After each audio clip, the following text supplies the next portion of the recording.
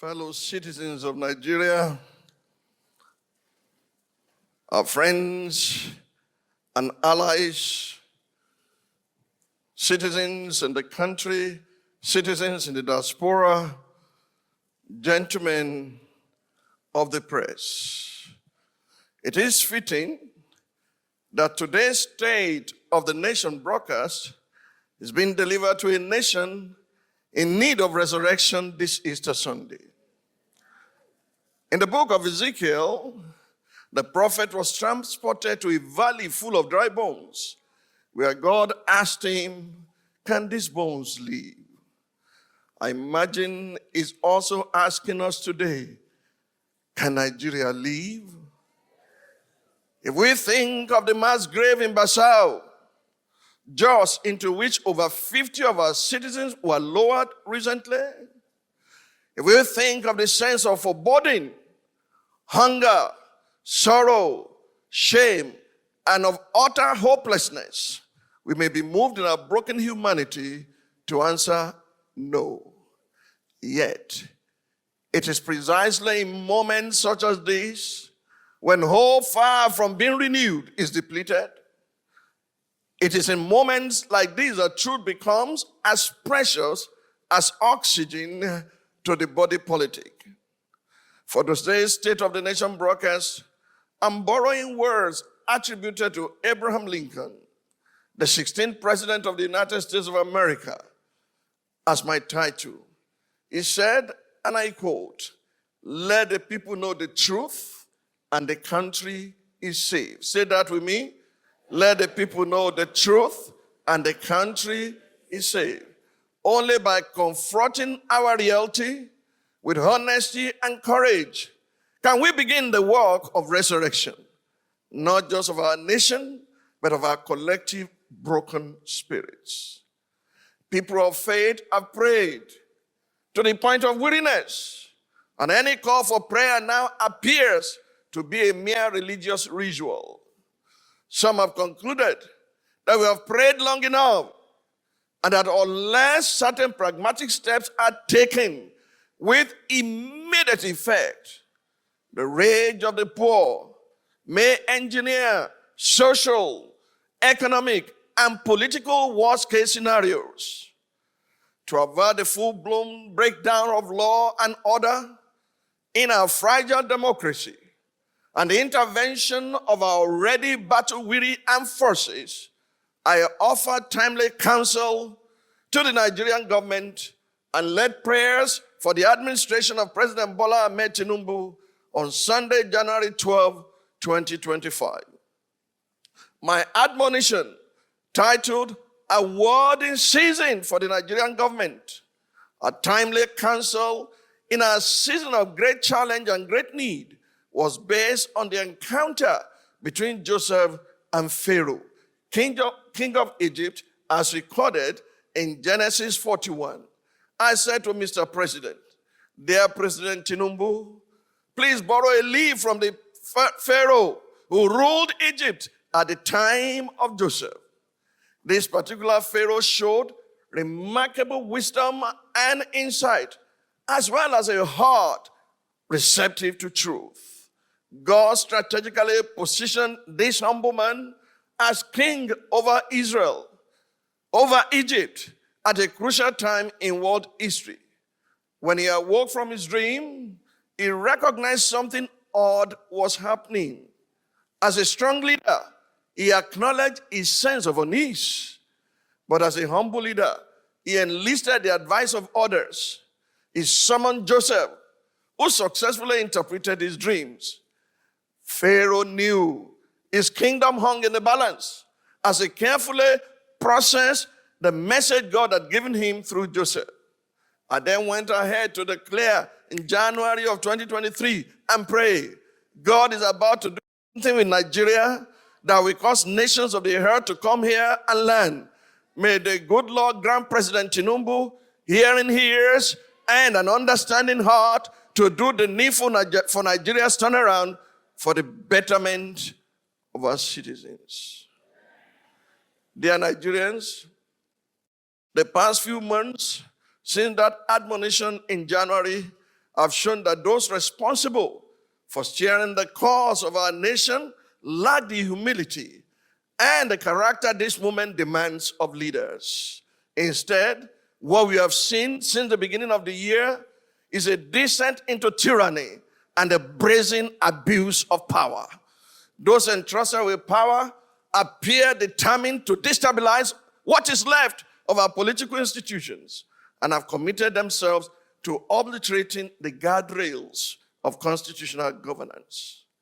From the theater of the absurd, staged in Rivers State, with puppets on strings controlled by directors in Abuja, to the dance of shame performed by the National Assembly in their rush to suspend the Constitution and endorse through the back door the usurpation of powers by President Bola Ahmed Tinubu, from the Senate shameless bid to silence Senator Natasha Akpoti-Uduaghan for demanding that the President of the Nigerian Senate should uphold the moral standard required of that office, to the uncouth outbursts of an undistinguished senatorial misfit who tried in vain to silence the distinguished citizens attempting to testify on behalf of Senator Akpoti-Uduaghan. It is clear that our so-called leaders are determined to turn Nigeria into a mafia state.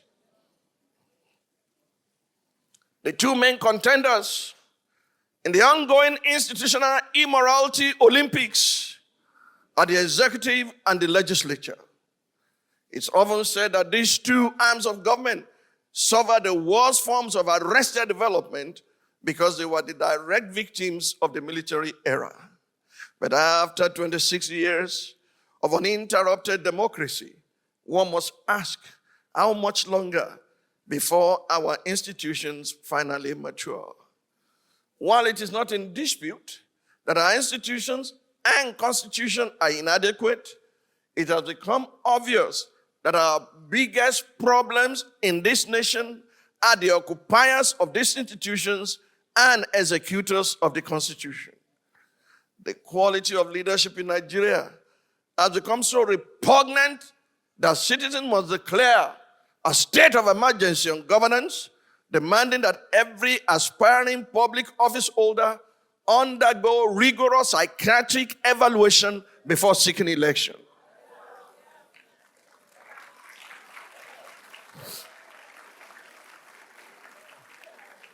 Dear Nigerians, the events that unfolded on the floor of the Senate Committee on Ethics, Privileges, and Public Petitions on Tuesday, March 25, 2025, are an apt and timely illustration of our leadership deficit. Senate, the word, originates from the Latin senatus, which means council of elders. Elders, as used in this context, does not necessarily connote chronological age, but a demonstration of such wisdom, decorum, and decency that commands respect. Senator Onyekachi Nwemboye's descent into street-level vitriol was an affront to the essence of the Senate. Instead of engaging the visiting citizens in reasoned, factual debate, he chose to drag the hallowed chambers through the mud. Dr. Obia Ezekwesili, in recognition of our accomplishments in political reform and gender inclusion advocacy, was appointed chairwoman of the Board of Women Political Leaders, WPL, a global body based in Brussels, Belgium, in February 2023. In that capacity, it is our responsibility to speak up whenever a female Nigerian politician is subjected to the misogynistic idiosyncrasies of politics in Nigeria. It was in that capacity that she appeared to speak for Senator Natasha Akpoti-Uduaghan, who has leveled allegations of sexual harassment against the President of the Senate of the Federal Republic of Nigeria, Senator Godswill Akpabio. There's clear evidence in reports and recordings from the occasion that there were repeated attempts to intimidate and silence Dr. Ezekwesili and her team. The institutional collapse and the failure of our leadership recruitment process was summed up in Senator Inweboyi's statement to Dr. Obi Ezekwesili. People like you cannot be here. People like who exactly? What that means is that the Senate is not a place for the best. It's not a place for the brightest. It's not a place for the fittest and most competent in our country. What that means is that our political institutions are not designed for people of character, competence, and capacity, as Dr. Obi Ezekwesili often puts it. What that means is that our legislature is not designed for people who are sticklers for accountability and due process, but for a band of legislators. For those who question why Dr. Obi Ezekwesili stood up to the bullies and fought back, let me remind us that in the God-given wisdom of King Solomon, there are two ways to respond to such situations. And these two ways are found in Proverbs chapter 26, verses 4 and 5. It states, and I quote, verse number 4, "Do not answer a fool according to his folly, lest you also be like him." Verse 5, "Answer a fool according to his folly, lest he be wise in his own eyes." While Dr. Obi Ezekwesili chose to apply the wisdom contained in verse number 5, "For the attack dogs who may come after me, for standing with my sister and compatriot, I rest my case with the wisdom contained in verse 4. I'm not going to join issues with you. Fellow citizens, at the center of this political banditry is the motor park brand of politics, nurtured by the old brigade politicians, and in recent times by President Bola Ahmed Tinubu. Mr. President, it is through your influence that the Nigerian National Assembly has become a haven for legislative rascality. Mr. President, it's under your watch that the National Assembly has become an extension of the executive, grossly violating the principles of separation of powers and rubber stamping the whims and caprices of your office, all while singing the international anthem of psychoviolence on your mandate, we shall stand. Mr. President, thanks to your political machinations, Nigeria is now bedeviled by a captured National Assembly, the most ineffective in its checks and balances role since the start of the Fourth Republic. In 2006, the Fourth National Assembly had the audacity to reject the tenure extension bid of a sitting president. In 2010, the Sixth National Assembly summoned the courage to stand against the power hijacking cabal and restore Nigeria to the path of constitutionality by invoking the doctrine of necessity. In 2011, the House of Representatives of the Seventh National Assembly had the courage to elect its leaders, as did the Senate of the Eighth National Assembly in 2015, defying executive interference. This National Assembly, the 10th, has by its unconstitutional endorsement of the president's abuse of powers proven to be the most spineless in our recent history.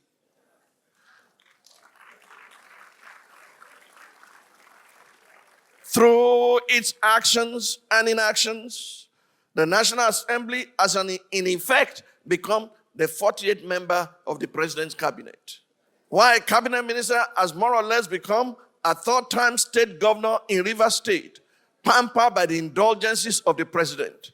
Recent events have made it clear to Nigerians that had this assembly been in place in 2006, when the third-term agenda was proposed, our democracy would have since morphed into one of Africa's lamentable tales of sit-tight dictatorship.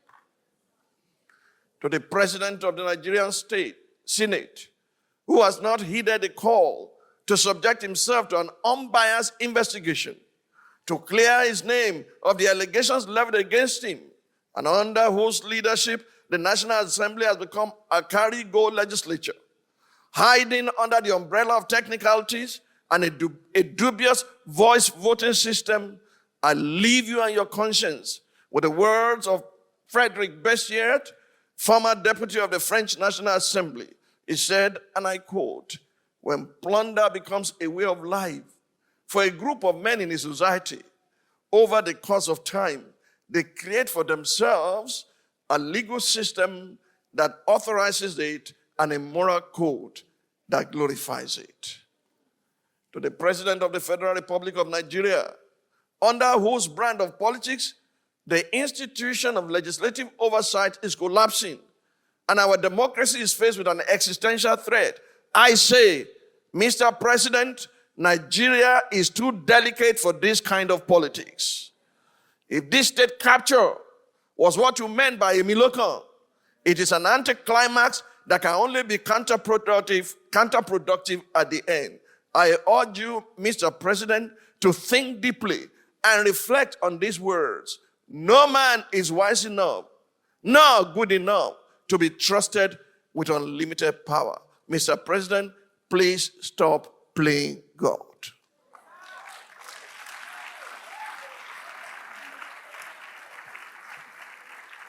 Four years ago, on Sunday, April 4, 2021, in a speech titled, "The Conspicuous Handwriting on the Wall," I warned the President Muhammadu Buhari-led government about the dangers of the second-term curse.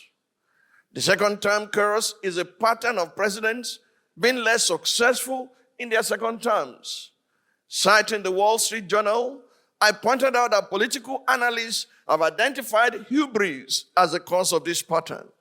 This was one of the moments I took a strong public stance against the policy positions and governance outcomes in the previous administration, despite my access to the president.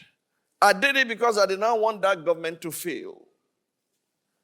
Much as I disagree with the politics of President Bola Ahmed Tinubu, I'm speaking up today because, again, I do not want the president to fail. It is not in the interest of any Nigerian, let alone the Nigerians whose survival hangs in the balance, for President Tinubu to fail. Whether we like it or not, this administration holds the reins of our economy, and we cannot allow them to flush it down the drain. From its approach to governance, right from its first day in office, the current administration, though in its first term, seems to have drifted in the sea of hubris. In the process, steering the polity adrift and struggling to stabilize it. Since justice, equity, and good governance are the foundations for national prosperity, and because injustice can frustrate any economic agenda, it is time for this government to embrace humility and govern with justice and fairness before it is too late. God forbid we should say, as Winston did to the House of Commons in 1935, when the situation was manageable, it was neglected. And now that is thoroughly out of hand, too late, the remedies which then might have effected a cure. There is nothing new in this story. Want of foresight, unwillingness to act when action will be simple and effective, lack of clear thinking, confusion of counsel until the emergency comes, until self-preservation strikes the jeering gun. These are the features which constitute the endless repetition of history. It is for this reason that I'm compelled to present the truth about and a pathway out of Nigeria's economic dire straits. I'm now proceeding to the economic challenge before President Bola Ahmed Tinubu. As we may recall, the renewed hope upon which the president rode to power began to dwindle from day one, with the mishandling of such sensitive transactions as the fuel subsidy and exchange rate regimes, and even the coup in Niger. Within a year and a half of this administration, the implementation of the otherwise audacious economic policies triggered an avalanche of economic hardships for the Nigerian people. It led to excruciating food inflation, with over 1 million additional Nigerians thrown into severe food insecurity. It further led to an over 430% increase in fuel price as of October 2024. At the same time, Nigeria experienced the highest ever rate of currency depreciation and the lowest foreign direct investment record, going by data traced back to 2013, even as multinationals began to exit the country. To capture in data the despondency experienced by Nigerians as a result of the reforms, my attention was drawn to the misery index, which is the sum of unemployment and inflation rates. According to the Nigerian Economic Summit Group, NESG, Nigeria has one of the world's highest misery indexes, with many Nigerians experiencing a cost of living crisis and weak purchasing power due to rising inflation. Furthermore, a July 2024 report by the Financial Times describes the conundrum in these words. In the nearly 15 months since Bola Tinubu became president, he has forced his 220 million fellow Nigerians to swallow some bitter medicine. He removed the generous fuel subsidy, one of the few benefits citizens receive from their inefficient and corrupt state. He allowed the country currency, the naira, to enter free fall, fueling imported inflation and triggering the worst cost of living crisis in a generation. These measures have pushed tens of millions of already impoverished people deeper into misery. The stampede deaths in several cities at the end of 2024 were the most horrific climax to the economic hardships experienced by Nigerians. The heartbreaking reports of parents throwing their children over a fence in Ibadan to ensure access to charity food distribution, leading to the deaths of over 35 children, were tragically almost reminiscent of the biblical famine in Samaria, during which parents resorted to eating their own children for survival.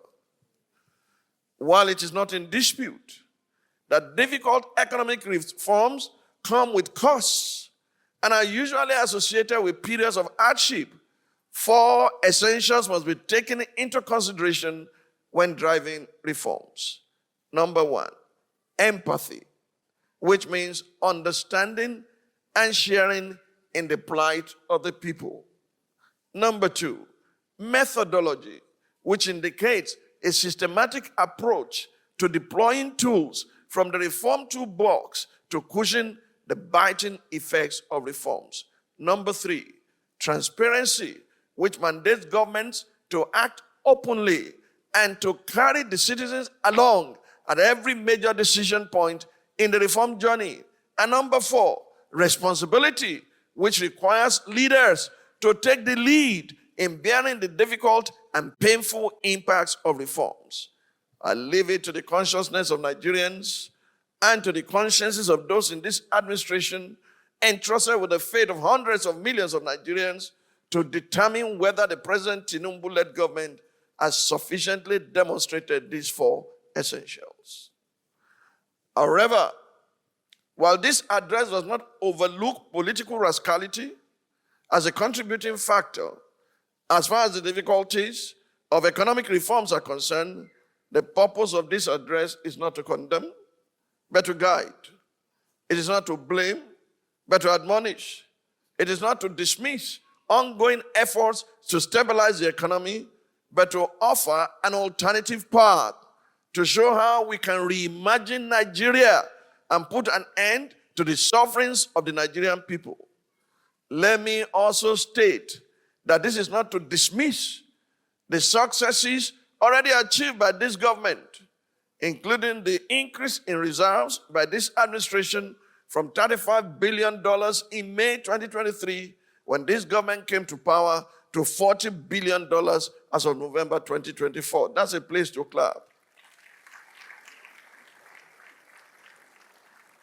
While acknowledging this and similar reform efforts, this address is meant to highlight the injustices at the root of our problems and to lay a foundation for an economic recovery speed that will dwarf that of Japan after the Second World War. To do this, my intention is to point this administration to the governance model of Joseph as recorded in Genesis chapters 41 to 47. Revisiting the governance model of Joseph. Albert Einstein is often quoted as saying, the definition of genius is taking the complex and making it simple. The state of our nation today warrants visiting a leader who simplified the complex socioeconomic problems of his country of residence and turned that country into the world's economic capital. The two enigmatic dreams which Joseph interpreted for Pharaoh were a predictive model of a boom and bust cycle characterized by 7 years of economic surplus, subsequently replaced by 7 years of famine. Empowered by the king to administer the polity, Joseph enacted and effected notable fiscal and monetary policies in the boom period as well as in the bust period.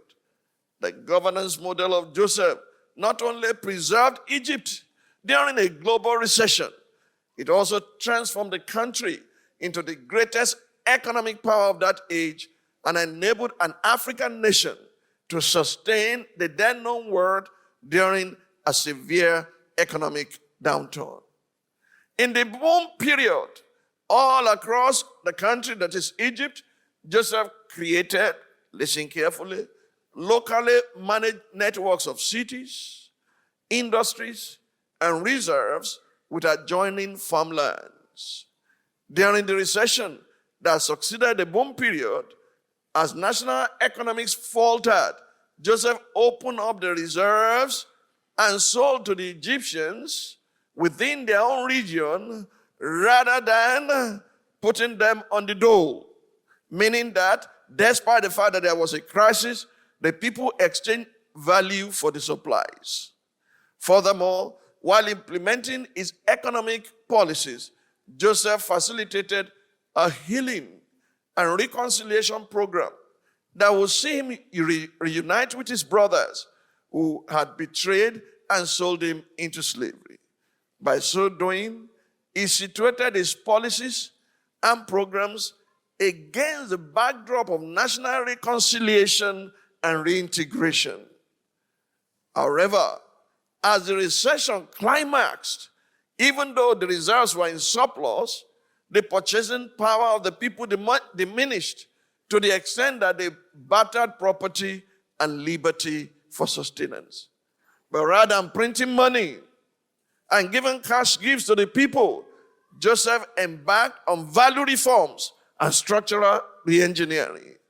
The vulnerable condition of the people gave the state newfound powers, which Joseph deployed to achieve the four main landmarks of what are now called the cutting-edge nation. Number one, the creation of a new value system characterized by, among other features, patriotism and diligence. Number two, the re-engineering of the national structure to consolidate the networks of cities, industries, and reserves across the country with emphasis on geo-economic productivity. Number three, the institutionalization of a culture of prudence in public-private financial management on a tripod of savings, taxation, and investments. And number four, the promulgation of a new legal or constitutional order based on the express consent of the people to be so governed. I've described to you the restructuring of Nigeria which must take place sooner than later. Having laid this background, I will now show you the journey of Nigeria in the light of the governance model of Joseph. I will do so from the privileged view of the mountaintop where my journey as a nation builder commenced. Nigeria and the two seasons of plenty. On April 10, 1967, as a 13-year-old boy in Abeokuta, I had a life-transforming dream that etched in me an unquestionable passion for Nigeria. In that dream, I saw myself seated on a mountaintop with two of Nigeria's notable leaders, General Yakubu Gowon, who was head of state at the time, and Chief Obafemi Awolowo, who would later become the leader of government business. In that dream, I was in between these two leaders, one a military leader and the other a civilian politician, as we overlooked Nigeria and had conversations about the future of the country. I was only 13 years old. Like the unveiling of a parable, I will now proceed to draw a connection between the history and future of Nigeria through the lens of my dream as a 13-year-old. Nigeria has experienced two major seasons of oil-induced economic booms, one during a military regime led by a northerner, and the other during a civilian administration led by a southerner. The first boom began in 1973 under the government of General Yakubu Gowon, a northerner. So significant was that boom that General Yakubu Gowon was credited with stating, money is not Nigeria's problem, but how to spend it. The second major oil-induced economic boom occurred during the civilian administration of President Olusegun Obasanjo, a southerner. That era gave us the highest post-Civil War gross domestic product, GDP, growth ever recorded, a historic debt forgiveness deal, a significant rise in foreign reserves from $3.7 billion to $45 billion and $25 billion saved in the excess crude account. Unfortunately, because we failed to sustainably manage our years of plenty, the pandemic and its attendant global economic crisis met us with dwindling national reserves, a staggering debt burden, and insufficient capacity to withstand the shocks. It's also uncanny, listen attentively, it's also uncanny that when each of these areas of boom ended with economic collapse, first in 1984 and then in 2015, Muhammadu Buhari had the unenviable job of presiding over the complexities of the Nigerian economy, first as a military dictator, and then as a politician and civilian president. This is the complexity that President Bola Ahmed Tinubu has inherited and has the onerous task of redeeming.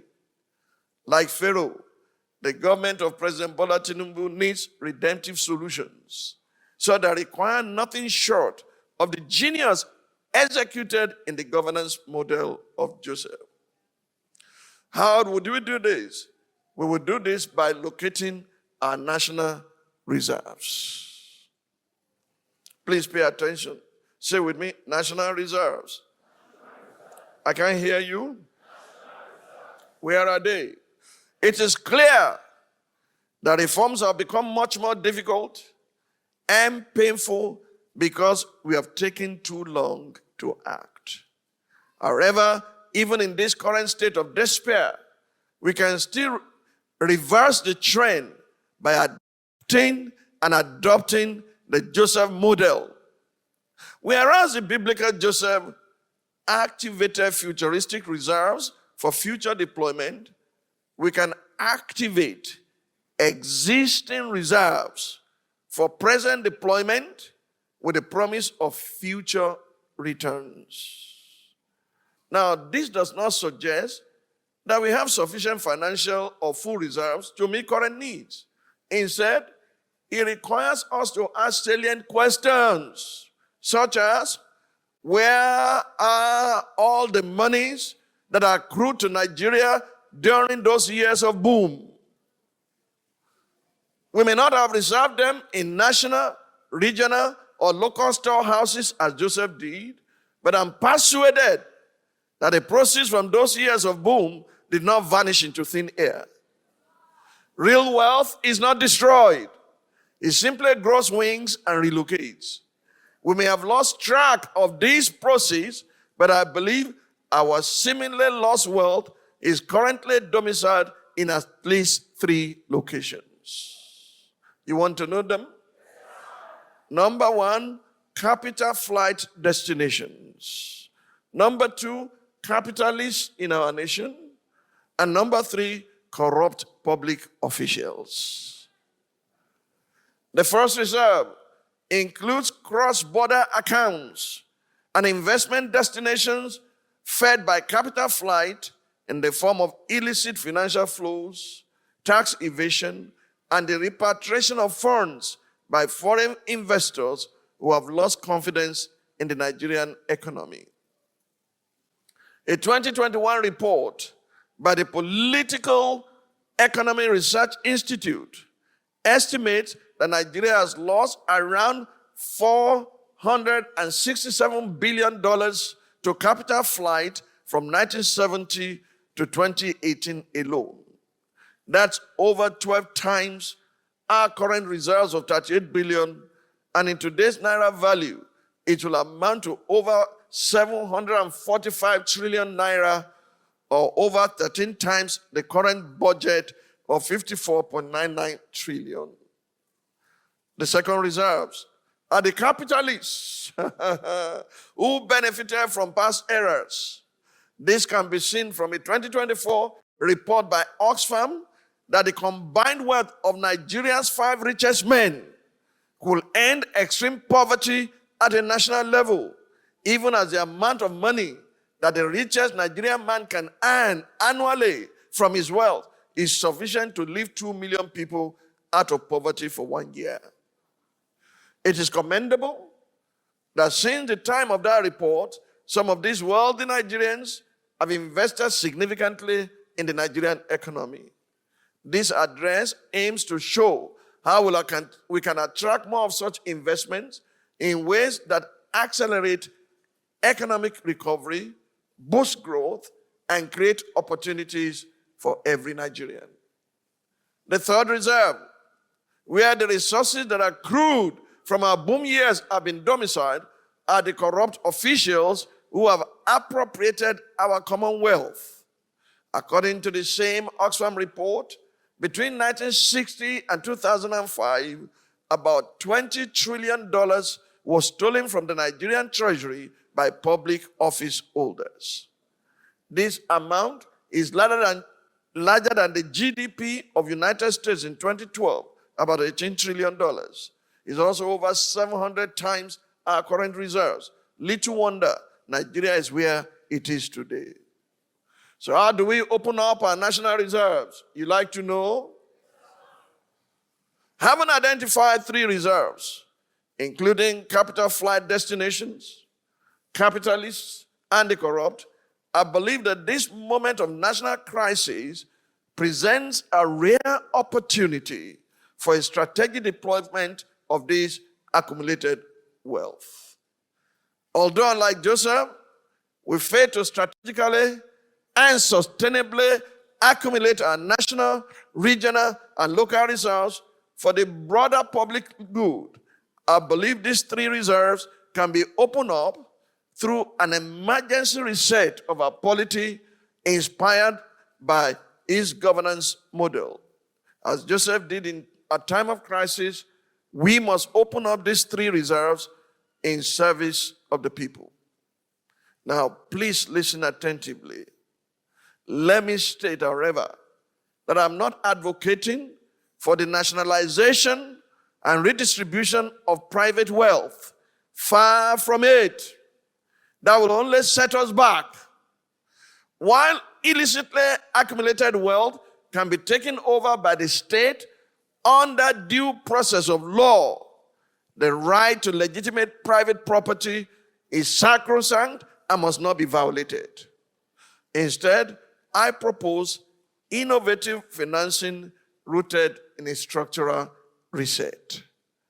Such a structural reset must be founded on key principles that I have highlighted on previous occasions, most recently at the University of Lagos Business School, ULBS, including the fact that national wealth can be mobilized through a compelling national vision and a bankable national business model to achieve remarkable progress. Also critical is the fact that economic confidence cannot be achieved in a climate of political rascality, social injustice, and leadership irresponsibility.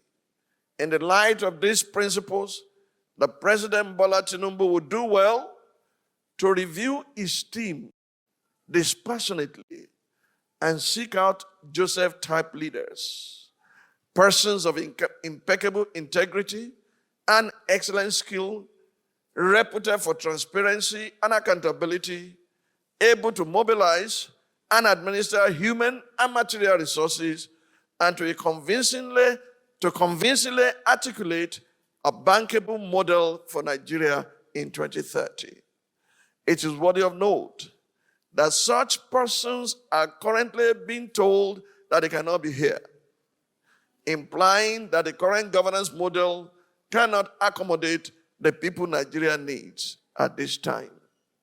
Such persons should be identified and mandated to drive a coordinated program towards steering Nigeria out of the current crisis.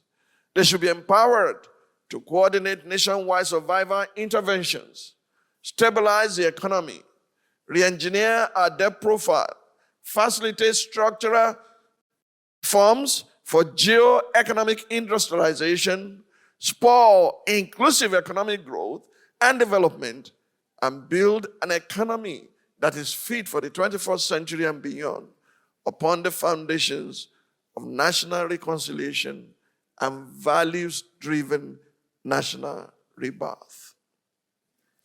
To execute this mandate, these visionary leaders should oversee the establishment of what I call the Consolidated Value Investment and Development Fund, COVID Fund.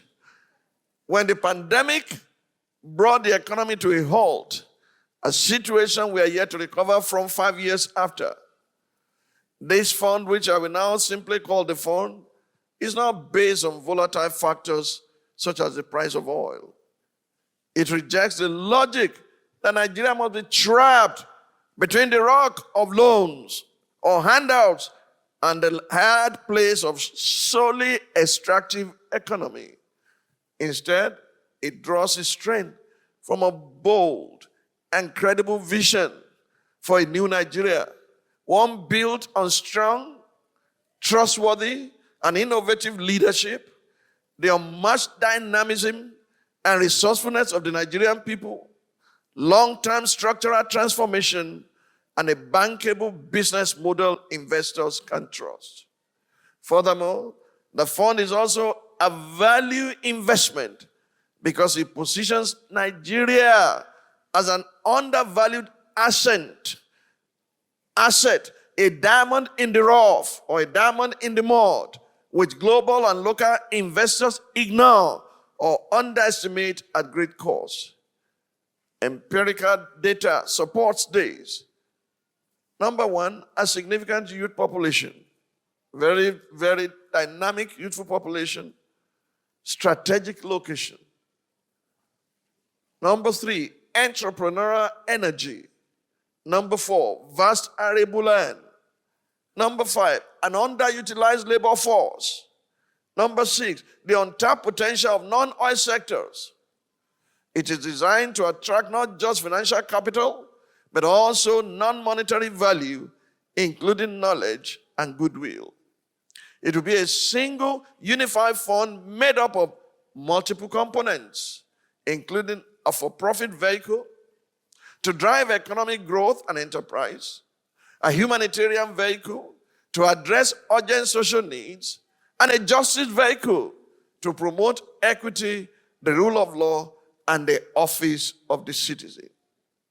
The for-profit component of the fund will be a social impact bond, which will be deployed in boosting key sectors with unique expressions in each of the 6 geopolitical zones, including agriculture, manufacturing, solid minerals development, creative industries, and human capacity development, including healthcare and education. We presented that to the public since 2011. As a social impact instrument, investors will realize their returns upon the attainment of clearly set growth and development goals in these sectors. The humanitarian component of the fund will take the form of a reform amelioration incentive scheme raised, through which federal government will offer competitive incentives to businesses that exceed minimum standards in sustainable development efforts, specifically in addressing challenges arising from ongoing reforms. This will require the use of digital and geospatial data, mapping tools to identify needs and track interventions. We cannot run affairs of government the way we are doing so mechanically, with AEO passing it to SEO, SEO passing it to HEO. Before you get to the principal officer, that you write a letter for 3, 4, 5 months, nothing has happened to policy. We are just debating and stranded in the same inglorious position. It cannot continue.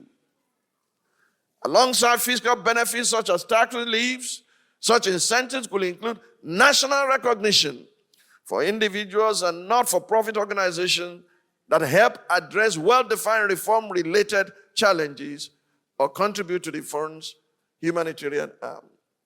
The raised component of the fund will replace the uncoordinated and unsustainable resort to rice or stomach infrastructure as a palliative measure. The justice component of the fund will serve as a massive scheme under which the government may extend pardons to individuals indicted for illicit wealth accumulation, provided that such wealth is voluntarily repatriated to the state through the fund within a given time frame. Thereafter, aggressive prosecution and forceful seizure within due process of law may be activated. We did it before, it can be done again. The fund will be boosted by robust diplomacy to secure the cooperation of foreign governments towards the repatriation and release of Nigeria's stolen wealth. Additionally, Diaspora for Development Agreements, DDAs, will be contracted to facilitate host state, where our people are overseas, financing of the home state development initiatives of Nigeria's greatest export, the Nigerian diaspora. Also critical is international cooperation to combat terrorism, banditry, and other forms of insurgency that defer investment. In deploying the fund, counterpart funding will be provided to state governments that can galvanize local innovative solutions and scale such solutions through geo-economic collaborations with neighboring states. Incentives, recognition, and rewards will also be given to communities that self-organize through people's parliaments, local economic bureaus, and local volunteer corps. These entities will act as service points and accountability anchors for community-based pro-poor interventions guided by well-established protocols. At this juncture, we need to revisit our national security reform imperatives.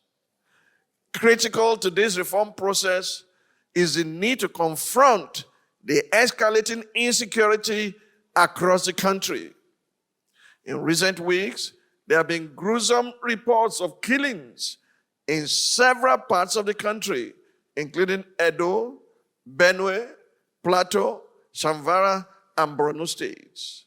Because citizens have lost faith in the capacity of the government to guarantee their security, communities are forming poorly trained, poorly equipped, and unprofessional militias, with some taking the law into their own hands, heightening the risk of inter-ethnic crisis. This is a dangerous trajectory.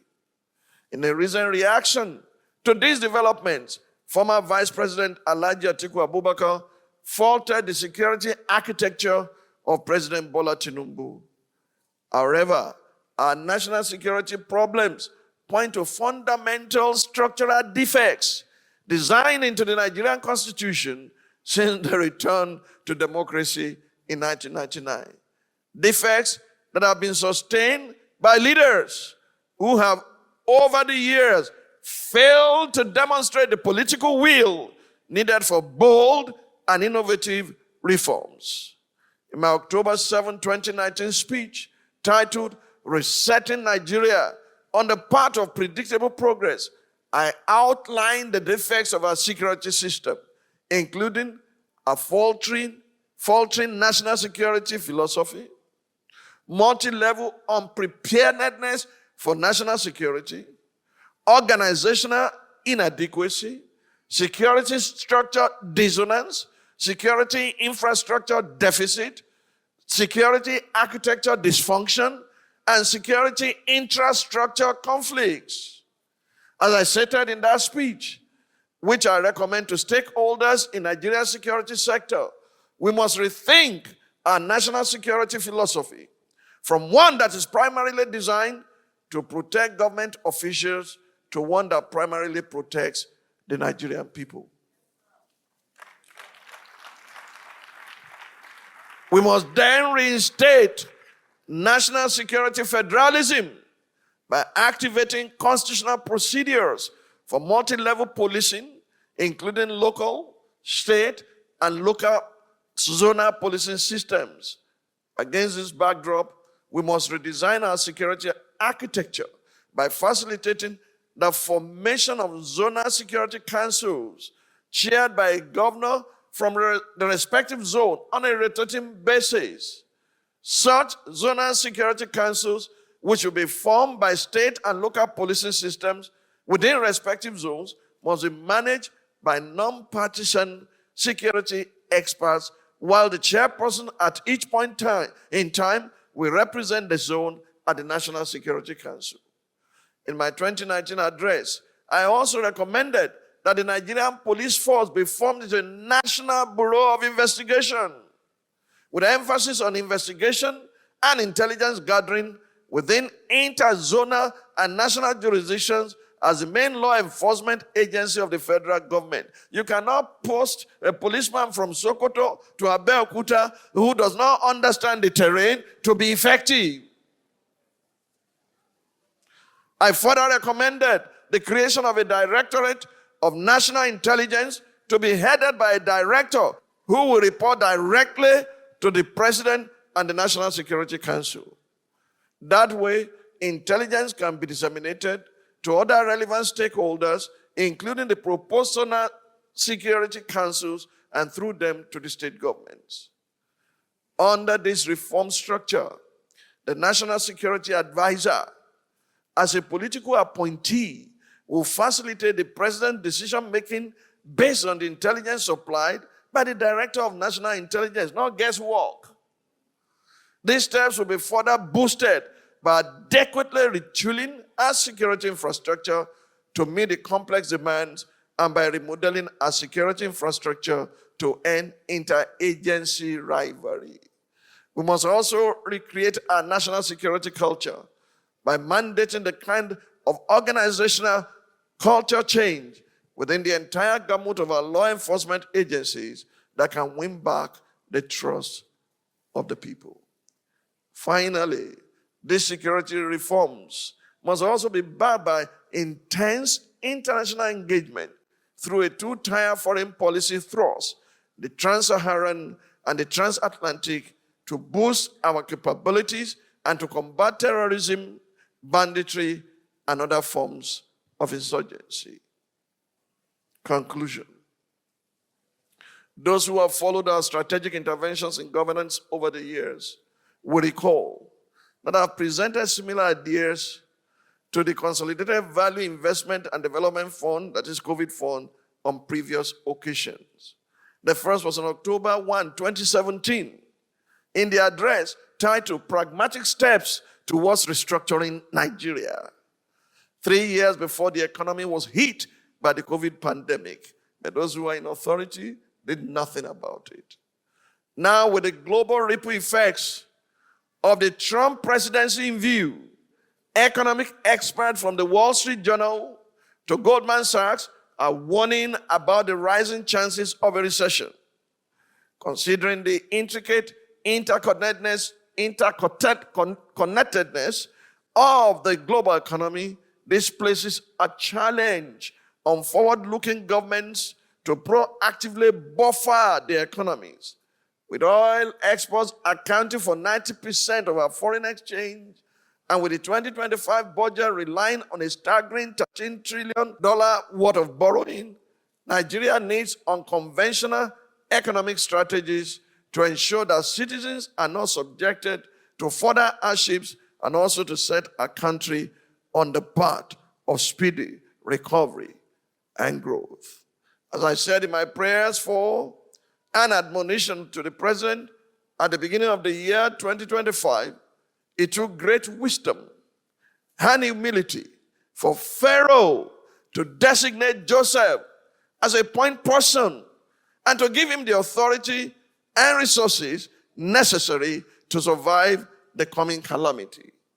It also took great courage for the king to put himself and his people in the capable hands of a stranger who was not part of his cabinet. If Pharaoh had been arrogant or intimidated by Joseph, the global recession would have eliminated many in the then known world. The situation in our country calls for a return to the foundations of justice and equity, an end to the oppression of the vulnerable, a rebuilding of key buffer institutions like the legislature and judiciary, and a reconfiguration of power from political merchants who care only about themselves to virtuous geniuses who possess the requisite qualities for governance.